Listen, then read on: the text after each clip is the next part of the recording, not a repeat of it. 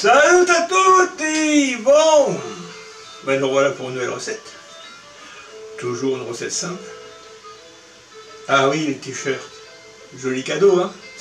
Bah oui, je trouve assez cool. Aujourd'hui, c'est simple. On arrive à l'automne. Alors pour ceux qui ont des volailles, on réduit le cheptel. On les a nourris avec les détritus du jardin tout l'été. Enfin, tout là, l'hiver, il va falloir donner des graines et tout. Donc tous les jeunes de l'année, désolé, adieu. Bon, il y a des fois. Donc aujourd'hui, ça va être mousse de foie de volaille. Alors, 900 g de foie de volaille, 420 g de beurre mou, 150 g de crème fraîche épaisse, allez, 6-7 belles échalotes, 3-4 gousses d'ail. Et alors, là on n'est pas encore au moment des fêtes. Donc là aujourd'hui ça va être du Porto que je vais me servir, 1 demi-litre de Porto. Quand c'est les fêtes, moi ce que je fais, je prends du muscatel, du Cap Corse. Déjà pour la saveur et tout. Mais bon, le prix donne à réfléchir, à 30 € la bouteille, le Porto c'est un peu moins cher. Et moi ce que je fais, je rajoute, en plus je réhydrate des mourilles, que je fais cuire hein, dans le muscatel, et puis après, comme ça en petits morceaux, dans ma mousse de foie. Je peux vous dire, c'est un délice. Mais on n'est pas au moment des fêtes, donc j'ai des foies de volaille. Voilà, 900 g. Voilà mon Porto, ma crème et tout. Donc ah oui, aussi, ce qu'il faut savoir c'est que le foie, c'est un organe qui est plein de fer. Et le fer, ça rouille, ça s'oxyde. Donc le foie, la mousse de foie, c'est-à-dire que le foie, on va le faire cuire, hein, tout ça, mais a tendance à changer un peu de couleur. Alors il y a une astuce. Quand on va le mettre en terrine, soit vous coulez de la graisse de canard. On ne mange pas la graisse de canard. Donc moi ce que je fais, c'est que je mets une pellicule de gelée pour isoler ma mousse de l'air. Ok, donc ma gelée, moi, elle est déjà prête, elle est en train de refroidir, voilà. Parce que si elle est trop chaude, elle va se mélanger à la mousse. Donc c'est pas ce qu'il faut faire. Donc vous allez voir, mais c'est une simplicité déconcertante. Donc comme toujours, je vais tout déplacer. Je vais allumer ma sauteuse, qu'elle soit bien chaude, bien saisir les foies. Mais vraiment bien saisir. Après on rajoutera notre échalote, notre ail, on déglacera au Porto et on fera cuire jusqu'à temps qu'il n'y ait plus d'humidité. Alors que tout le Porto, il soit partir rejoindre les lieux. Sel, poivre, assaisonnement bien sûr. Voilà. Après, il faudra je ne sais pas si vous le voyez, voilà. Hein. Moi j'appelle ça le cutter. C'est ce qui va tout broyer, avoir une mousse sublime. Bien sûr, il faudra le plat. Alors, vous allez me dire, mais c'est quoi la petite languette en aluminium? Je vais vous expliquer un truc. Ça nous arrivait à tous, cette histoire-là. Quand vous faites du pâté, la terrine, là, de la mousse de foie, qui est fragile quand même, c'est pas la même consistance. Quand vous coupez pour sortir la première part, c'est le massacre. Et oui, parce qu'il n'y a rien pour prendre, on essaye de sortir, machin. Alors que quand vous placez une languette comme ça en aluminium, qui va se retrouver en dessous, Ben, vous coupez votre première tranche, prenez le papier aluminium et vous tirez. Et vous avez une tranche nette, belle. Voilà, je déplace tout. Et c'est parti les amis, tout de suite. Bon voilà, ma sauteuse est en train de chauffer. On va laisser monter un petit peu en température. Pendant ce temps-là, je vais préparer mes ustensiles parce qu'on aura besoin de cet outil de torture pour l'ail. Hein, on prépare tout comme ça, on n'a pas besoin d'aller courir à droite à gauche. Voilà, on met un peu la main, on sent s'il y a la chaleur qui commence à... Alors moi de toute façon tout mon matériel c'est de la fonte, ce qui fait que ça prend très vite la chaleur et ça conserve aussi la chaleur. Ah.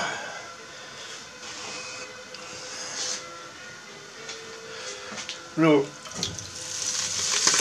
Voilà. On y va.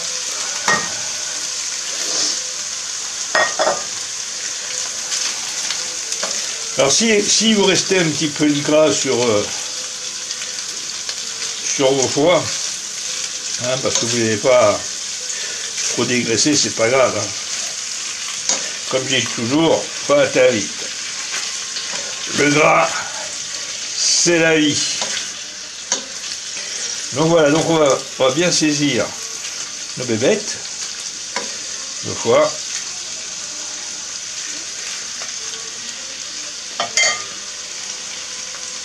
Ça va aller assez vite.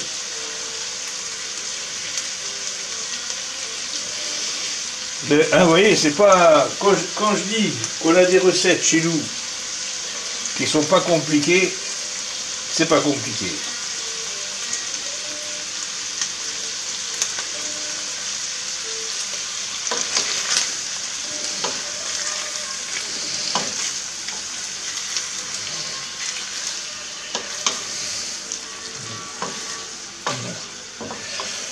Alors il ne faut pas non plus que ça soit qu'on les fasse brûler, hein. C'est juste que voilà, que ça dort un petit peu. Il y en a déjà qui commencent. Hop.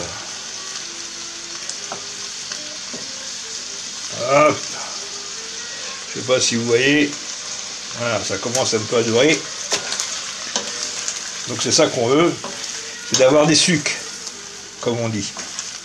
Les sucres, c'est ce qui va donner encore un peu plus de goût de matière.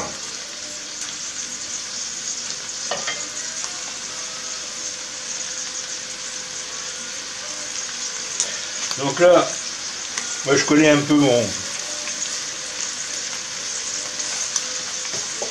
un peu de sel.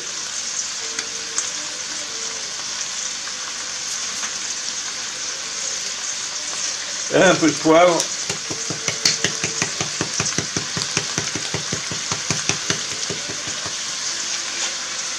Voilà. Toujours penser à bien assaisonner. Voilà. Donc là, une fois qu'on a fait ça,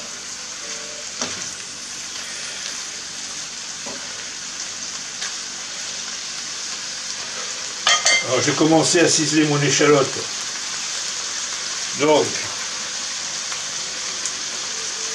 échalote ciselée. Je vais faire la dernière qui me restait. Bah oui, j'avais pris un peu d'avance pour... Hop.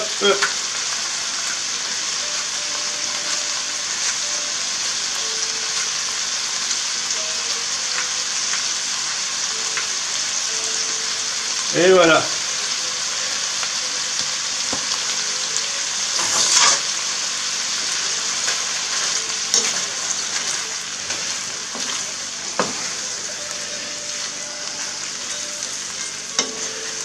Vous voyez, c'est pas... Donc, une fois qu'on a dit ça, l'engin de torture,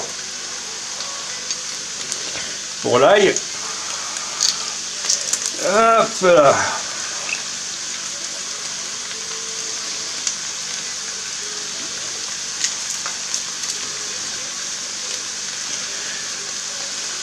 Alors il faut quand même se dire, on est là, mais peut-être s'il reste des morceaux, sachant qu'après, quand ça va passer au cutter, je peux vous dire, il n'y aura plus aucune preuve de ce qu'on a fait.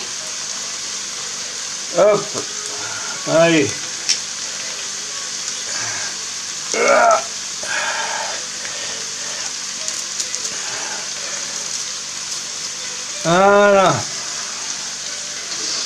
On racle un peu, on ne perd rien.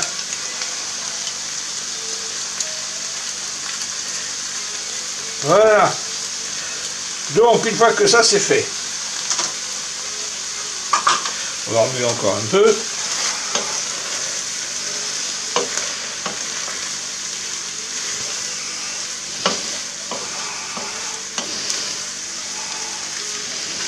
Ah, c'est joli, hein. Alors, je vous dis pas, vous verrez de toute façon quand vous ferez la recette, cette odeur qu'il y a. Donc là, à la vôtre, on verse le demi-litre de Porto ou de Muscatel, et voilà. Et là, on va laisser évaporer tranquillement. Et donc elle a pour un petit moment quand même, hein. Donc là je vais, on va pas filmer le temps que ça s'évapore, hein, vous aurez bien compris. Donc là je vais couper la caméra et on se retrouve une fois que tout ce bon liquide sera évaporé. Ok? Bon, vous voyez, ça commence à... Il y en a moins. Hein? Donc on va laisser tranquille, continuer que tout s'évapore. Il faut vraiment que ça soit bien sec à la sortie. Hein? Donc on continue. Voilà, c'était pour vous montrer un peu à la moitié. Bon les amis, regardez ça.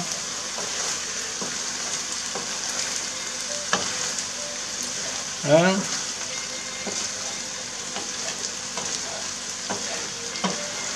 C'est beau, hein? Vous voyez, il n'y a plus de... Il n'y a presque plus d'humidité. Alors, s'il en reste un tout petit peu, n'allez pas brûler vos foies.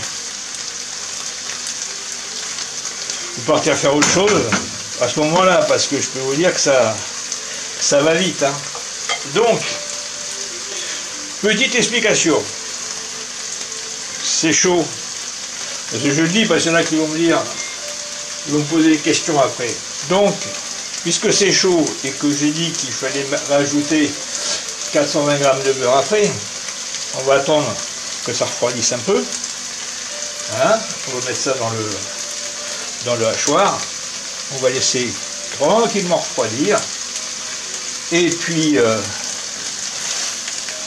après, on rajoutera notre beurre, notre crème, et puis voilà, regardez. Vous voyez? J'espère que vous voyez bien, il n'y a plus d'humidité. On peut y aller. Là, c'est bon.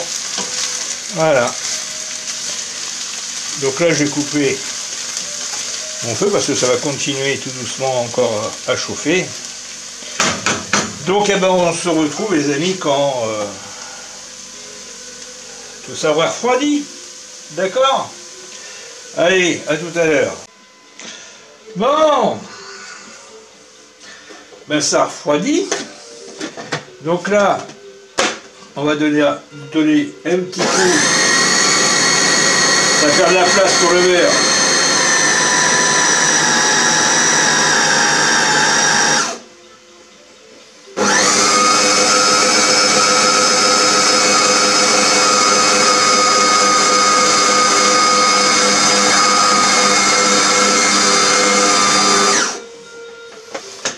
Voilà.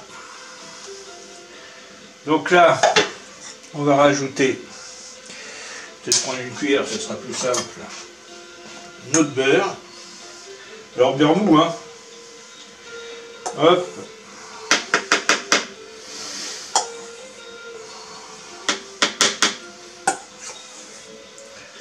Voilà.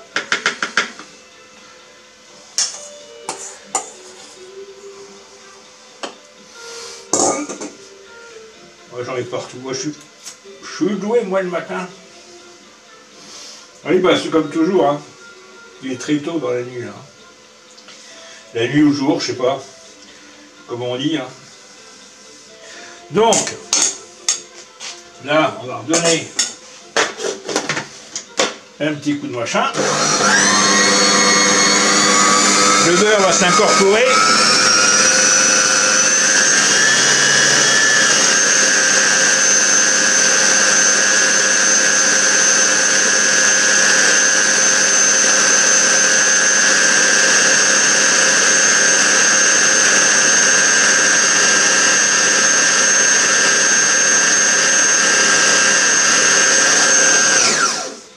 Et comme il n'y a pas assez de gras,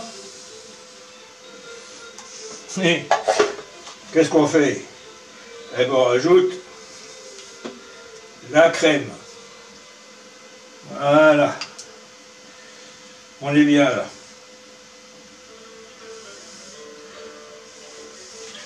Donc, maintenant, dernier coup vraiment de...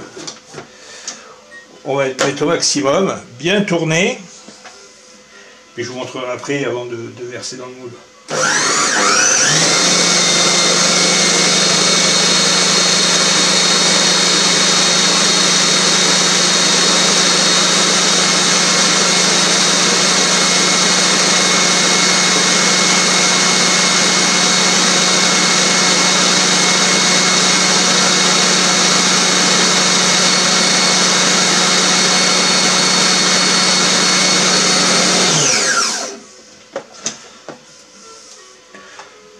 Voilà, donc là, quand c'est comme ça, on prend une cuillère, on prend un petit peu et on vérifie l'assaisonnement. Vous voulez que je vous dise quelque chose? Il est au top. Et j'ai un assaisonnement au top. Bon. Voilà. Donc je ramasse, vous voyez là? Oui.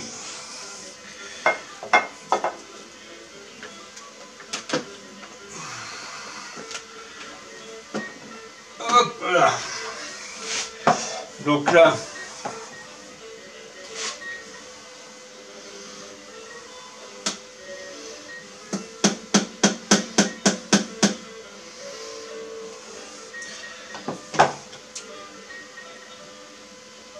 elle est où Maryse? Hein, on va rien perdre. Hein. Voilà.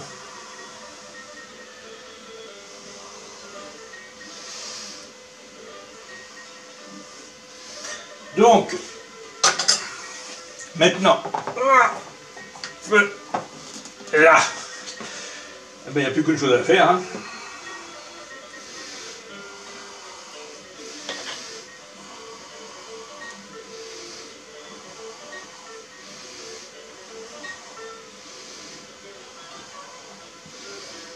Voilà.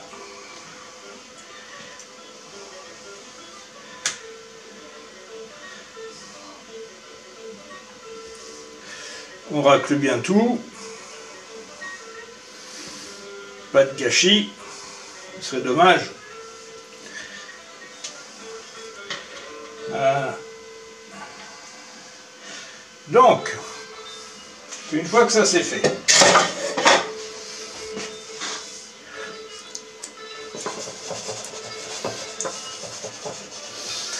là je vais le mettre au frais, qui commence à prendre un peu, et après je mettrai ma gelée. Donc on se revoit au moment de mettre la gelée. Bon, comme prévu. Donc là je vais mettre, donc ça refroidit. Alors tout doucement, on verse doucement, doucement, doucement. Notre gelée. Alors que tout soit bien recouvert. Hein.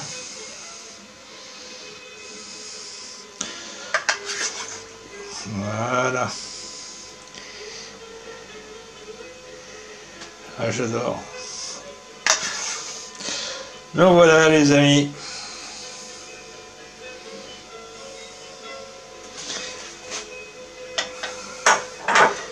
C'est fini.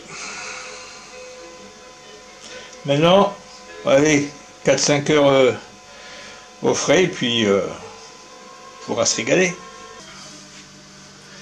Bon, bah les amis, voilà, encore une petite recette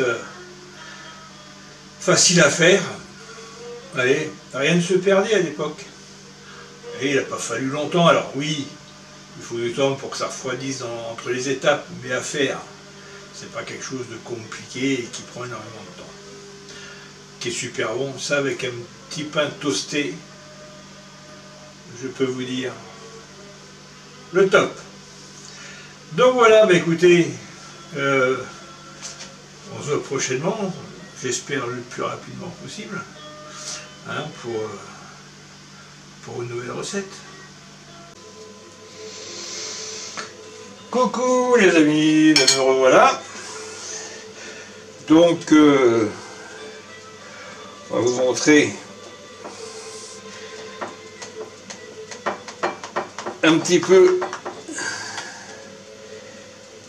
cette mousse de foie. Alors, vous allez voir que c'est pas celle du commerce, hein.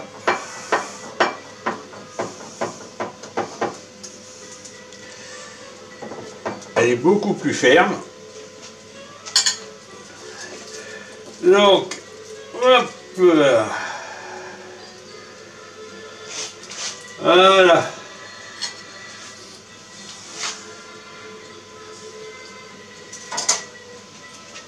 Bon, on va retirer le papier alu. Vous voyez que ça sert rien, hein, pour sortir la tranche, hein. Donc, on va se rapprocher un petit peu. Voilà les amis. Et je peux vous dire, ça, plus ça, ça va être un régal. Donc voilà. Bon, je vous avais déjà dit au revoir, mais mon petit cerveau s'est dit, ben oui, mais si tu leur montres pas comment c'est dans la terrine, ça sert à rien. Donc voilà, ce coup-ci, la vidéo est terminée. Donc, ben, prenez bien soin de vous, et puis ben, à bientôt pour une nouvelle recette. Très bientôt, je pense. Très très bientôt. Donc voilà, allez, ciao les amis, prenez soin de vous.